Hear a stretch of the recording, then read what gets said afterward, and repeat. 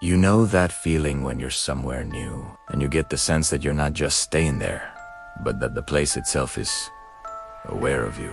I had that feeling last winter, and I haven't been able to shake it since. I decided to escape the city for a while, rented this secluded little cabin deep in the Alberta wilderness. It was supposed to be a peaceful retreat. Snow-covered pines, a crackling fireplace, complete silence. It was perfect for the first night. The second day, things started getting weird. I'd walk out of a room, close the door behind me, and a minute later, I'd hear a soft click. The door would be ajar. At first, I blamed the wind, the old foundation settling, the usual rational explanations. But then it happened with the bathroom door. I'd close it firmly and find it wide open, leading into the hallway.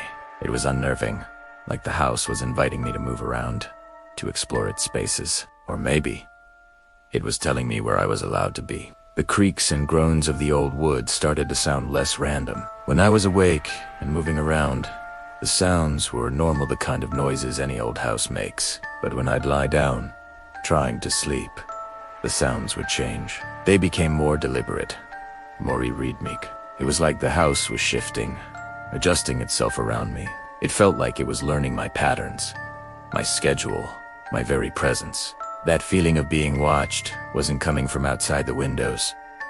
It was coming from the walls themselves. The moment that truly terrified me came on the third night. I woke up needing to use the bathroom. I got out of bed, shuffled across the cold floor, and opened the bathroom door. But it wasn't the bathroom. My hand was on the familiar brass knob. I had opened this exact door a dozen times, but on the other side was a hallway I had never seen before. It was long, narrow, and pitch black. A cold draft flowed out, smelling of damp earth and something else, something old and forgotten. I slammed the door shut, my heart pounding in my chest. I leaned against it, listening. Silence. Just the sound of my own ragged breathing. After a minute that felt like an hour, I slowly, cautiously opened the door again. It was the bathroom, the small, familiar, tiled room with its single dim light. There was no hallway. It was gone. I didn't sleep for the rest of the night.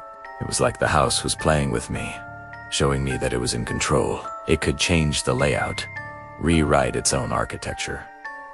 The doors didn't just open and close. They opened to wherever the house wanted them to. I packed my bags before the sun was even up and got out of there. I kept looking in my rearview mirror, half expecting the cabin to have vanished or changed shape. So, a word of advice. The next time you stay somewhere new, pay attention to the little things. The doors, the sounds, the very air you breathe. You might just be a guest in a house that's alive, a house that's learning you, a house that decides which doors you get to open. Thanks for listening. Don't forget to subscribe, and maybe check your doors before you go to sleep tonight. You never know where they might lead.